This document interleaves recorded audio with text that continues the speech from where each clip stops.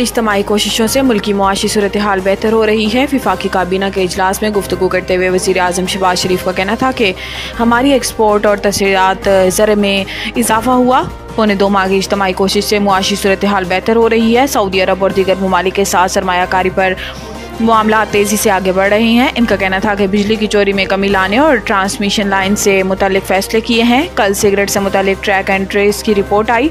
2019 में track and trace system का मुआहिदा किया गया। पहले मरहले में सिर्फ सिगरेट और बाद में खाद, चीनी, दीगर सेक्टर शामिल किए गए। ये ट्रैक एंड ट्रेस सिस्टम मुकम्मल फ्रॉड के सिवा कुछ न था। सिगरेट से मुतालिक ट्रैक एंड ट्रेस सिस्टम का खातिर खा फ़ायदा नहीं हुआ। वज़ीर आज़म का कहना था कि FBR अरबों खरबों कमाता है। ये पैसे ज़रूर कौमी ख़जाने में आएंगे। ये पैसे कौमी ख़जाने में ना लाए तो हमें हुकूमत करने का हक नहीं।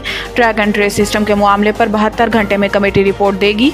इससे ज़्यादा बददियानती क्या होगी कि मुआहिदे में पेनाल्टी क्लॉज नहीं डाली गई।